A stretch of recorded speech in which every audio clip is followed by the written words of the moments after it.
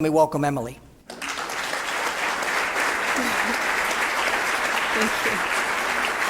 Thank you. So, I'm sitting in a room full of inmates, and in front of me is this one particular inmate, and he's like 6'3", he's big bulging muscles, huge bulging blue eyes, and he's got no hair, no teeth, meth addiction, and his arms are covered in tattoos. But not just any tattoos. Skinhead tattoos. In fact, he has skinhead written across his hands. And here's what I'm saying to him. Hate. Come on, and talk to me. Come on, hey, what are you so afraid of? I just want to have a conversation with you. It's all right, just talk to me, Hate, just talk to me. Come on, you're so big and strong, you can talk to me. So what's going on here? I mean, why am I doing this? Why am I trying to get the hate inside of this skinhead to talk to me? Well, it's because that's what I do. I talk to inner demons. For years, I struggled with my own inner demons of hate, anger, guilt, shame, self-loathing. And I learned a lot about them. And out of that came what is now an emotional healing technique called the drawing out process. So I actually wasn't talking to this guy. I was talking to this guy. This little hate devil over there on that picture that the skinhead had just drawn. So I was having a conversation with him. So the way the drawing out process works is it starts in which I invite the person to draw whatever it is that they're struggling with. So sometimes it's a devil, sometimes it's a little child having a temper tantrum, sometimes it's a wall or a boulder or an animal or a monster, or even just an inner critic, like a mean, angry mom or dad. And then they name that part of them, and then I have a conversation with it.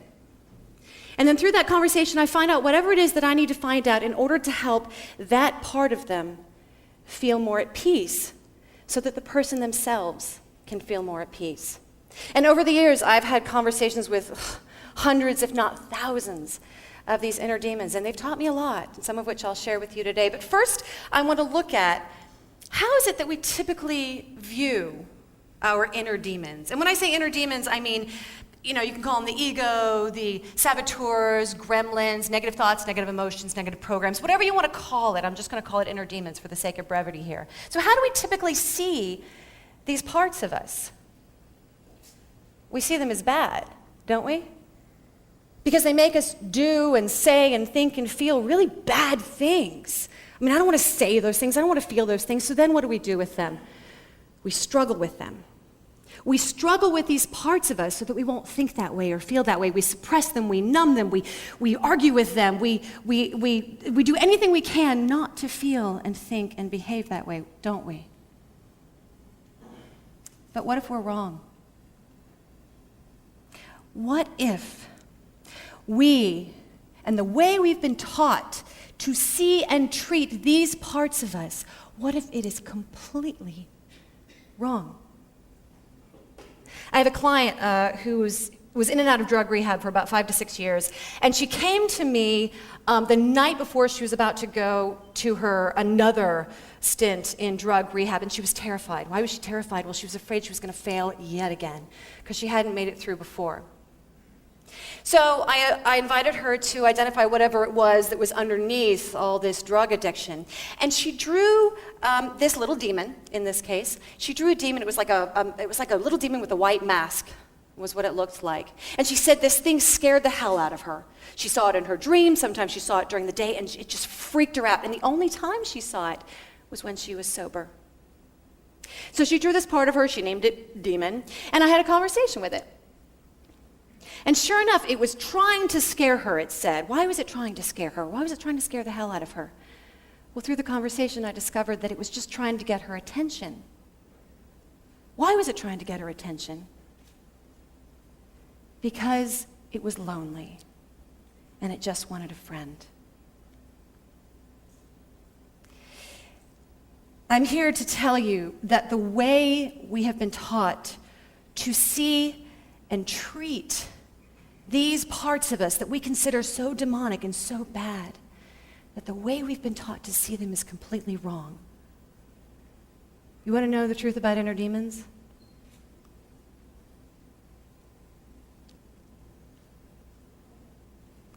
They aren't bad. In fact, no part of you is bad. How do I know this? Because I've talked to a lot of them. I've talked to a lot of your demons and my demons and other people's demons.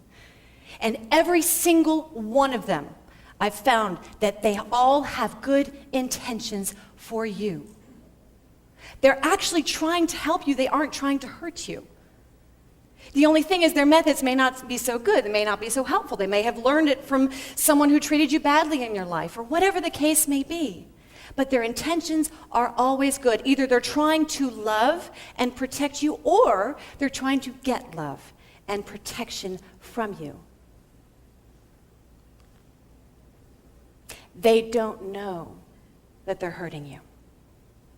Some of them are completely shocked. I have talked to the meanest, most vicious monsters who say, tell the person, you're stupid, you're ugly, you're fat, you're whatever. And then we explain in the drawing out process, explain to it that, what you're doing isn't helping, it's hurting. And you know what that monster does? It'll go from like this to suddenly it's, oh my God, I'm so sorry, I didn't know that. I didn't know I was hurting you, I really didn't. I thought I was helping you, I thought I was protecting you.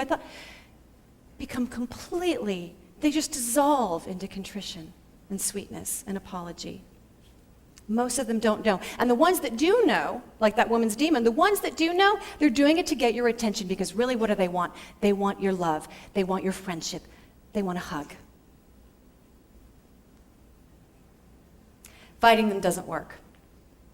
Who here has struggled with an inner demon? And don't worry, I have a lot. I've struggled with a lot. So we're in good company. Yeah, it's okay. We all do. We all do, right? Does it work to fight with them? Does it work to numb them out? Right, it just comes right back, right? Does it work to suppress them or push them down or argue with them or deny them, pretend they're not there and not listen to them? Does that work? No, it just puts us further and deeper into struggle. And what do we really want? Don't we all want to feel at peace? And as long as there's struggle inside, there isn't peace. So what does work? How do we help these parts of us feel more at peace so that we can feel more at peace? Listen to them and understand them. Truly understand why they're here. They're not actually here to hurt you. They're trying to help you. They think they're helping you. They really do. They just want to be close to you. Thank them and embrace them. Let me tell you, inner demons love being thanked. The thanking is a matter of thank you for trying to for doing what you've been trying to do. It's not thank you for criticizing me and beating on me. It's thank you for at least trying to protect me. I was having a conversation with a wall last week, because I talked to a lot of walls.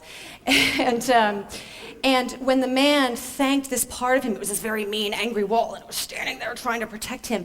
And when he thanked it, it just dissolved into joy. I mean, I said, so how did the wall react? He's like, he's smiling. He's so happy. These parts of us have been working for years without any thanks, and they think they're doing a good job. So when you thank them, it's like glorious. It's just glorious. And then finally, to explain and guide.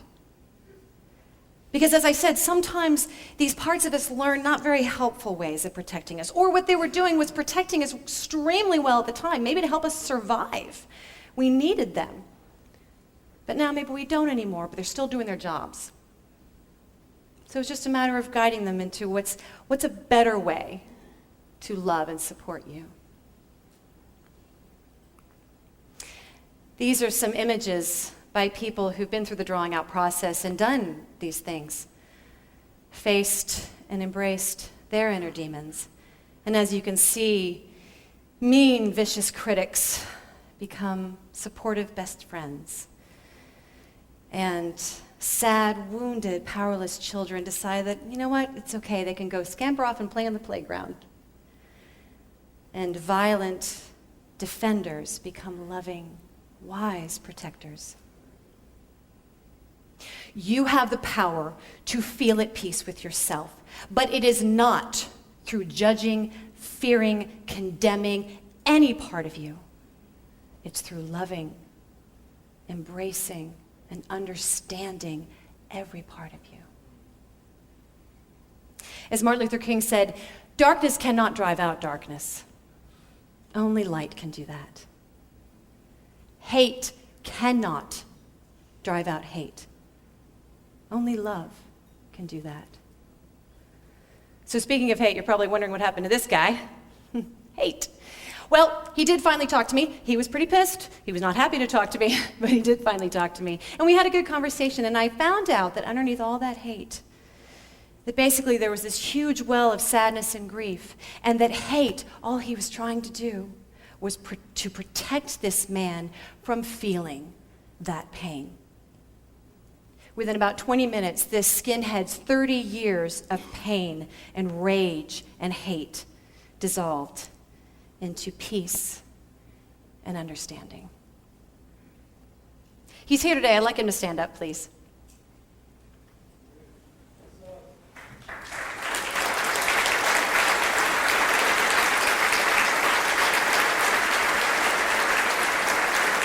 And actually, I wasn't going to do this, but I'd like for all the inmates who've been through the drawing out process to please stand up, because they deserve applause as well.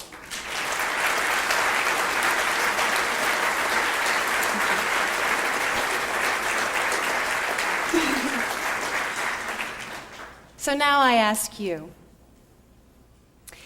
if a former skinhead, meth addict, murderer, drug addict, whatever, if they can face, understand, have compassion for, and embrace their inner demons, don't you think you can too?